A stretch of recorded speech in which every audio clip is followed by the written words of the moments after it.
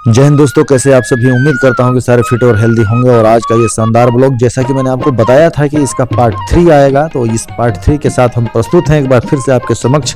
और मैं आपको यकीन दिलाता हूं कि ये ब्लॉग आपको अपने गांव की, अपने पूर्वजों की, अपने दादी की जरूर याद दिलाएगा और आपको मजबूर करेगा कि एक बार फिर से आप अपने गाँव की तरफ वापसी करें। देखिए गाँव आपका किस तरीके से वैसे ही इंतजार कर रहा है जैसे आप गाँव को छोड़ कर गए थे। तो स्वागत है आपका। मिलते हैं हम दादी जी के साथ, बने रहिएगा, सब्सक्राइब करिए। दोस्तों, जैसा कि हमने बताया था कि हम आपको मिलाएंगे इस परिवार की मुखिया से, जो कि दादी जी हैं। और जैसा कि हमने आपको बताया था कि ये यहाँ पे शिक्षिका रही हैं, तो थोड़ी बहुत जो भी इनसे हम जानकारी ले सकते हैं इस बदलते हुए परिदृश्य में, उनसे हम जानने का प्रयास करेंगे। तो सबसे पहले दादी जी प्रणाम। और मैं चंदन उपाध्याय, मैं अलग अलग जगहों पे भ्रमण करता हूं और ब्लॉग बना के लोगों को अवेयर करता हूं, जानकारियां देता हूं कि कैसी चीज़ें इस दुनिया में बदल रही हैं। तो इसी श्रृंखला में हम लोग यहाँ पे पहुंचे थे। आपके घर को हम लोगों ने पूरे अच्छे तरीके से शूट किया है और थोड़ी बहुत हम आपसे जानकारियाँ लेंगे। सबसे पहले तो हम आप अपना नाम बताइएगा कि आपको किस नाम से यहाँ पे लोग जानते हैं, या आपका नाम? मेरा नाम राधिका जायसवाल। राधिका जी, राधिका जायसवाल। बहुत बढ़िया। तो जैसा कि अभी भैया बता रहे थे कि आप यहाँ पे डीएवी स्कूल जो यहाँ पे एनटीपीसी के अंदर है, वहाँ पे आप टीचर रही थी। तो आप किस सब्जेक्ट से कब तक आपने वहाँ पर काम किया?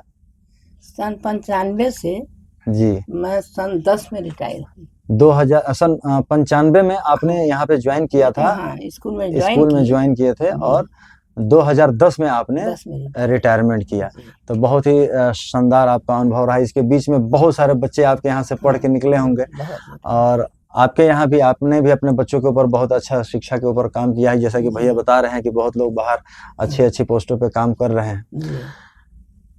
आप शुरू से ही यहाँ पे थी या आपका कहीं से आगमन हुआ था यहाँ पर? नहीं, हम शुरू से एक डोड़हर गांव। जी जी, डोड़हर है पहले। जी जी, डोड़हर में हम लोग का घर था जी। वहाँ से जब उजरी नहीं, शौक आया, यहाँ भी जमीन था जी जी। तो यहाँ मेरा मन कहा कि अच्छा है जमीन, तो यहाँ हम लोग अब 2 भाई हैं। 2 भाई नहीं थे पहले, तो वो थे, देवर नहीं थे उस समय। हम लोग ससुर सास थे जी, और हम थे। हमको यहाँ अच्छा लगा था, हम बाबा वहीं अपना घर बनाएंगे, तो यहाँ बनाए। बहुत बढ़िया। वाकई ये तो बहुत खूबसूरत लगता ही है, और हम लोग भी जब यहाँ पे आए तो बहुत खूबसूरत लगा था। और देखने में अभी तक का जो आपका दौर चला, इसमें आपने परिवर्तन बहुत सारा देखा यहाँ पे रहते हुए। बहुत सारा परिवर्तन हुआ। एक एनटीपीसी आने से जी, ये जो आपका फैल गया जी जी, इसमें हम लोगों को बहुत चीज का दुख हो रहा है। अच्छा, हुआ हो रहा है। अभी भी एनटीपीसी विस्थापनों के लिए कुछ नहीं कर रहा है जी जी। बहुत कुछ किया पहले, थोड़ा बहुत ठेकेदारी में दिया, उससे क्या लेना देना है। और कुछ नहीं किया। अभी भी बहुत, अरे हम हैं, थोड़ा है हमारा तो हम हैं जी जी। और लोगों गरीब तो मर रहे हैं, किसी को कुछ काम भी नहीं मिल रहा है, कुछ और मिल रहा है। इतना हो गया ये सब आने से। हम लोग पहले बहुत सुखी थे, हर अनाज कमाते थे, अपने घर से खाते थे। तेल, दाल, चावल, गेहूं सब पैदा होता था जी। एक नीमक मट्टी तेल हम लोग खरीदते थे जी। इसके बाद कोई चीज नहीं। हल्दी अपने घर में, आदि अपने घर में, साग सब्जी अपने घर में, और गेहूं, चावल, राहर, मसूरी, मटर, हर चीज कमाते थे। दोस्तों, सीधा बताने का प्रयास ये किया जा रहा है कि ये पूरा जो है कि किसान के प्रभुत्व वाला ये क्षेत्र था, किसान बाहुल्य क्षेत्र था। किसान यहाँ पर अपने तौर तरीके से जीने में बहुत खुश थे। उसके बाद एक दौर आया कि यहाँ पे national thermal power corporation of India की यहाँ पे स्थापना हुई, और उस जगह को एक्वायर करने के लिए एनटीपीसी ने बहुत सारे लोगों को यहाँ से विस्थापित किया, और उनको अलग अलग कई जगह पे मुआवजे दिए गए, कई लोगों को नौकरी की बात की गई। हालांकि जनसंख्या धीरे धीरे बढ़ रही है। एनटीपीसी जितना काम कर सकती थी उसने करने का प्रयास किया, लेकिन लोगों को अभी भी उम्मीदें हैं कि इस इलाके में रोजगार को बढ़ाने के लिए एनटीपीसी के द्वारा चीज़ें कम कर दी गई हैं।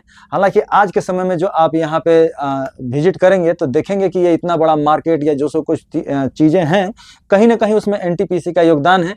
लेकिन एनटीपीसी से और भी उम्मीदें हैं। बहुत सारी चीज़ें एनटीपीसी को करने की आवश्यकता है, क्योंकि यहाँ की जनता का विश्वास जीतने के लिए, जनता के दिलों पर राज करने के लिए एनटीपीसी अपनी तरफ से जो कुछ भी करने का प्रयास करेगी वो अपनी तरफ से करने में, क्योंकि सरकार की एजेंसियां हैं वो अपने तौर पे काम करती रहती हैं। तो दादी जी, ये घर आपके सामने बना? मैं बनवाई है। आप खुद बताएं। जैसा बता रहे थे 1970 में आपने इस मकान को बनवाया, तो आजकल जो लोग देख रहे हैं कि पक्के के मकान, ईंट पत्थर, और उसमें हालांकि आपका भी अब आगे बन रहा है, हम अभी वीडियो में दिखाएंगे कि अब इनका भी आगे, क्योंकि दादी जी का जनरेशन इन्होंने पूरा इस घर में संभाला, पाल पोस के सारी चीजें करी, और आज भी बहुत बेहतरीन तरीके से वो मेंटेन किया जा रहा है। आपने इतने वर्ष इस घर में गुजारा है जी, क्या अनुभव रहा आपको इस घर का? अब घर का कान हो रहा, हमको सुख मिला, भी सुख में है इसमें। जी जी, अब पक्के घर का हम सुख पाए ना पाए कोई ठिकाना नहीं है। नहीं, पक्के घर का भी सुख है, लेकिन जो बताते हैं कि इस घर का जो वातावरण के साथ जो इसका कॉम्बिनेशन है, क्योंकि वातावरण खुद में ही ये मिट्टी के ही घर हैं, इतने वातानुकूलित होते हैं ये कि अभी सर्दियों का मौसम धीरे धीरे आ रहा है, धीरे धीरे आपको यहाँ पे घर के अंदर ही गर्माहट महसूस होने लगती है, और जैसे ही गर्मियों का दिन आता है हल्की हल्की आपको ठंडी जैसी भी इसमें महसूस होता है, और पसीना ना के बराबर इन घरों में निकलता है। ये तभी निकलता है जब आप घर में किसी उद्देश्य से काम करते हैं, तब आपको ये सारी चीजें होती हैं। तो अभी तक हम लोगों ने आपके घर को पूरे अच्छे तरीके से शूट कर लिया है, बहुत सारी चीजें हम लोग आपके घर में यूनिक चीजें देखे जो पुराने दौर में थी, अब तो धीरे धीरे नई बहुएं आ रही हैं, तो उनके काम करने के तरीके बदल रहे, क्योंकि वो सीख के कुछ नई चीजें आ रही हैं, और वो पुरानी चीजों को कैसे संजोया जाए उसमें थोड़ी सी वो उनको गाइडलाइन की जरूरत होती है। तो क्या आपको लगता है कि जो घर के बुजुर्ग हैं, वो जो नई पीढ़ी आ रही है, उनको पुराने तरीके तौर तरीके से कनेक्ट करने की कोशिश उनको करनी चाहिए, या आगे जिस तरीके से चल रहे हैं वो बेहतर है? कुछ तो भाई अभी पुराने तरीके से हम रखेंगे, सनातन धर्म तो छोड़ेंगे नहीं। जी जी बिल्कुल, सनातन धर्म हम सिखाएंगे, जो मान लेंगी करेंगी, ठीक है। आज की बहू बेटी तो अपने मन की राज करती हैं, जी जी चाहती हैं, मगर हमारा कब्जा है कि हम पहले सनातन धर्म पहले सिखाएंगे, इसके बाद ही जाने के बाद जो चलेगा, जो चलाएंगे, नहीं चलेगा वो जाने। मेरा तो अभी यही सिद्धांत है कि सनातन धर्म हम नहीं छोड़ेंगे। बिल्कुल बिल्कुल बिल्कुल, ये बहुत ही वाकई बहुत ही बेहतरीन, दुनिया के अगर अलग अलग धर्मों की बात की जाए तो कम से कम 4000 से ऊपर इस धरती पर धर्म है, और मुख्य की अगर बात की जाए तो सनातन जो है सबका मूल तत्व जो है, कि जो जितने भी धर्म और पंथ यहाँ से निकले हैं दुनिया में, उनका मूल तत्व जो है वो सनातन ही रहा है, और कुछ क्षणिक मतभेदों की वजह से ये सारी चीजें बदलती गई हैं, तो हमारा बिल्कुल वो चीज बदल जाएगा, हम उसकी तरफ किसी और ब्लॉग में आपको हम शामिल करेंगे। तो दोस्तों आप देख रहे हैं कि दादी जैसा कि बता रही हैं कि ये उनके हाथों का ये बना हुआ है, और दादी इस उम्र में भी आप देख सकते हैं कि ये कांटे में अभी भी इनका ये कार्य प्रोजेक्ट जो है प्रगति पर है, और सर्दी का मौसम आने वाला है, और आप देख सकते हैं कितनी बेहतरीन तरीके से दादी की उम्र हो चुकी है 75 साल, 75 ऊपर पार कर रही हैं, और आप देख सकते हैं कि हाथों की कलाएं, और साथ ही आप देख सकते हैं इस झोले के ऊपर कितनी सुंदर इन्होंने कढ़ाई भी करी है, और ये इन्हीं के द्वारा किया गया है। आजकल की जो नई जनरेशन आ रही है, उसके दिमाग में एक ऐसा चीज चल रहा है कि हम पढ़े लिखे हैं, हम ज्यादा एजुकेशन लेके आए हैं, और इसकी वजह से ये चीजें हमारे लिए नहीं है। सीधे आप शॉपिंग में जाइए, कॉम्प्लेक्स में जाइए, मॉल में जाइए, और चीजें आप खरीद के लाइए, ये हैंडमेड चीजें। दादी ये लगता है कि आप नाती पोतों के लिए बना रही हैं, या ये छोटे छोटे जो हैं कि ये बहुओं का ब्लाउज है, बहुओं का ब्लाउज है, देखिए इनको भी हो जाएगा। हाँ, इनको भी हो जाएगा। और आप देख रही हैं कि दादी शिक्षा की अगर बात की जाए तो इन्होंने अपना समय एजुकेशन पर लगाया है, ये शिक्षिका रही हैं, अपने दौर पे पता नहीं कितने लोगों का मार्गदर्शन किया है इन्होंने, और कितने लोगों का भविष्य बनाया है, और आज भी ये शिक्षा है कि आज भी अपने आप को बैठने नहीं देना है, आगे बढ़ते ही जाना है, और कुछ न कुछ करते ही जाना है। और आप देखिए साड़ियों का पौधा, हाँ ये देखिए लुगे फटे पुराने साड़ियों का ये फुटमेट है, हाँ फुटमेट है, और जो घर में साड़ियाँ पुरानी हो जाती हैं, इस्तेमाल में नहीं रहती हैं, उनका रीयूज कैसे किया जाए आप देखिए, पुराना एक से एक बेहतरीन, अब बिल्कुल हैंडमेड चीजें हैं, ये हाथों से बनी हुई हैं, और इसमें इस 75 साल की जो दादी जी हैं, इनका पूरा अनुभव, क्योंकि इन्होंने कहीं ना कहीं 10, 12 या 15 साल की उम्र से इसको सीखना शुरू कर दिया होगा, और आप देख सकते हैं कि अनुभव कितना काम आता है और कितना बेहतरीन। आज अगर आप इसको शॉपिंग मॉल या कॉम्प्लेक्स में खरीदने जाएं तो सिर्फ इस हैंडमेड के नाम पे ये चीजें 2500 से 3000 के रुपए में सीधे ये लगी रहती हैं कि ये हैंडमेड है, हैंडक्राफ्ट है। और आप देख सकते हैं कितना बेहतरीन तरीके से ये शिक्षा का इस्तेमाल है, ये जागरूकता का पहचान है कि आप अपने लिए, अपने परिवार के लिए कितने जागरूक हैं। तो दादी जैसा कि बता रही है कि तो नाती पोते बहुओं के लिए भी काम कर रही हैं, और बहुत ही बेहतरीन, शानदार, बिल्कुल मतलब कि ऐसा लगा कि हाँ हम अपनी दादी के पास ही बैठे, क्योंकि दादी भी हमारी बहुत गुणी थी और बहुत बेहतरीन। 112 साल उन्होंने अपना सफर इस धरती पे तय किया और बहुत कुछ दिया उन्होंने हमारे परिवार को और हमें। तो दादी कुछ आने वाली जनरेशन के लिए जो पीढ़ियां हैं वो किस तरीके से, कई जगह आप देखने में आ रहा है कि वो गार्जियन की बातें नहीं मानती हैं, बातें नहीं सुनती हैं, जब से ये मोबाइल आ गया, करना नहीं चाहती हैं। हाँ, जब से ये मोबाइल आ गया उनको सारा नॉलेज वहीं से मिल जाता है। पहले लोग अपने दादी के पास बैठते थे, नानी के पास बैठते थे, कुछ उनसे जानते थे, कहानियां सुनते थे। इसमें कितना परिवर्तन हुआ है, थोड़ा इसके बारे में। कहानियां सुनने के लिए मन लगाते हैं नाती पोता, मगर बहुओं का मन नहीं लगता है। बहू लोग अपने रंग पर चलते हैं। हाँ हम बहुत सीखे हैं। हाँ। वो लोग अपने रंग पे रहती हैं, मगर छोटे छोटे बच्चे जो हमारे नाती पोता हैं उनको बैठते हैं, नानी दादी ये कैसे बनाई हो, ये कब से बनाती हो, कितना बनाती हो, और कहानी सुनाओ। बिल्कुल कोई बिल्कुल। ऐसा हम लोग को बताओ का हुआ है। सब बच्चे लोग पूछते हैं, उनको बैठा के अपने पास सिखाती हूँ। 2 पोते हैं मेरे और 4 लड़कियां हैं, 2 लड़के हैं। बढ़िया। ये परिवार है, सब पारिवारिक हो गए हैं। एक का शादी उन्हीं का नहीं हुआ अभी, जो नौकरी तुले हैं। नहीं हम लोग नौकरी तो नहीं कर, इनको नौकरी के लिए भेज रहे थे, बड़े लड़के को मैं नहीं भेजी कि हम उत्तम खेती मध्यम बाण, बिल्कुल निश्चित चाकरी भीख निदान। बहुत बढ़िया। उत्तम खेती है, मध्यम में बाण माने रोजगार है, और निश्चित चाकरी भीख निदान। नौकरी को हम लोग भीख मानते हैं। बिल्कुल बिल्कुल। किसी के ताल्लुक में रहना है, किसी के अधीन रहना है, जहाँ कहेगा वहाँ खड़ा रहना है, दूसरे के दिमाग से काम करना है। आपकी पढ़ाई लिखाई शिक्षा किसी काम की नहीं रह जाती। बिल्कुल। इसलिए सही बात। पहले का ध्यान था, बड़े लड़कों को नौकरी नहीं करने दी, छोटा वाला रिप गया हम करेंगे जाओ, उनको फैसिलिटी दे दी। हालांकि आजकल की भी जो बहुएं है वो नहीं चाहती हैं कि नौकरी करे। गाना बड़ा बढ़िया चला है कि सबसे निक बाटे सैया किसानी, निक बाकी रहुआ गाँव में बानी, मुँह मारो कमैला के।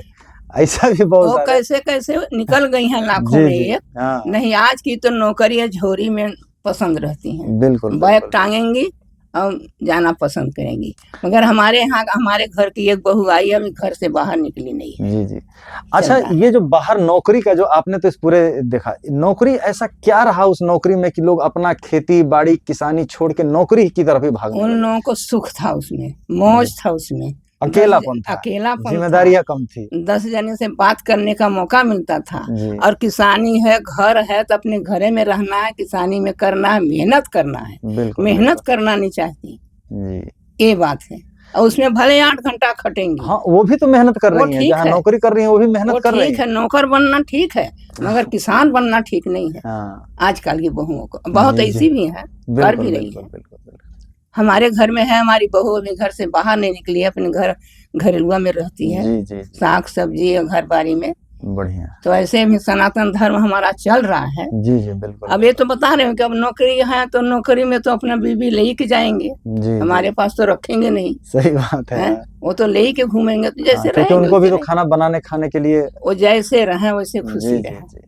आज ये भी हमको सिद्धांत बदल दिए कि जिसको जैसे खुशी रहना है आप लोग रहिए, अपने परिवार खुशी चलाइए। जी, माता पिता तो यही चाहते हैं कि जो बच्चे हैं वो जिस तरीके से खुश रहें उस तरीके से खुश रहना चाहें। तो दोस्तों आप भी खुश रहिए, मस्त रहिए, हंसते रहिए, खेलते रहिए, मुस्कुराते रहिए। तो दोस्तों गांव में रहने का और किसानी के साथ जीवन व्यतीत करने के कुछ ये फायदे बहुत ज़्यादा हैं, क्योंकि प्रकृति के साथ आप रहते हैं। और संक्रांति के ऊपर लोग तिल के लड्डू खाते हैं, लेकिन घर में जब भी आपके फसल तैयार हो गई, तिल निकल गया और गुड़ के साथ तिल गुड़, तिलकुट या तिल की लाई, तिल के लड्डू के नाम से भी इसको जाना जाता है। और सर्दियों के मौसम में ये बहुत फायदेमंद होता है, क्योंकि तिल की खासियत होती है कि ये गर्म होता है और शरीर में आपको मौसम के हिसाब से आपको परिवर्तन कराता है और शरीर को स्वस्थ रखने में बहुत ज़्यादा ही मददगार होता है। तो ये दादी जी की तरफ से हम लोगों के लिए खाने के लिए था, और आपने भी टेस्ट किया होगा। शहर में जो लोग रहने वाले हैं वो तो डिपेंड हैं बहुत सारी अलग अलग चीज़ों पे, ऑनलाइन का सिस्टम चल गया है, लेकिन उसमें कैसा आ रहा है नहीं आ रहा है सिर्फ भरोसे की बातें हैं। बिल्कुल प्योर, बिल्कुल नेचुरल, घर का चीज़ टेस्ट आप भी कर सकते हैं। धन्यवाद। तो मिलेंगे फिर से ठीक। धन्यवाद। दोस्तों, जैसा कि हमने बताया था कि दादी जी का अब पक्का मकान बन रहा है और आज भी ये घर को बहुत मिस करती हैं, हम भी मिस करते हैं क्योंकि हमारा बचपन भी ऐसे ही घर में बीता है। आज भी ये घर आप सभी का, हमारा, जो लोग भी बाहर जा चुके हैं उनका इंतजार कर रहा है। आइए, जरूर मिलिए, कुछ समय दीजिए अपने घर में, अपने गांव में, अपने लोगों के साथ। और अब हम आपको दिखा रहे हैं कि किस तरीके से दादी जी का नया मकान तैयार हो रहा है। शहर में गांव को तैयार करना तो पॉसिबल नहीं है, लेकिन गांव में शहर को जरूर तैयार किया जा रहा है। ये माहौल बनाया जा रहा है कि जो लोग भी शहर जा चुके हैं वो गांव में आए। गांव अपने आप को बदलने तक को तैयार है, बस आप बदलिए, अपने आप को बदलिए, थोड़ा समय अपने गांव की तरफ जरूर आइए और गांव से मिलिए। और गांव का सुकून आपको दुनिया में कहीं नहीं मिलने वाला है। आपने चैनल को सब्सक्राइब नहीं किया है तो प्लीज सब्सक्राइब कर दीजिए। और उम्मीद करते हैं कि आपको ये जानकारी, ये अनुभव बहुत बेहतरीन लगा होगा और कमेंट करके जरूर बताइएगा कि ये आपको हमारा सफर कैसा रहा। धन्यवाद। जय हिंद।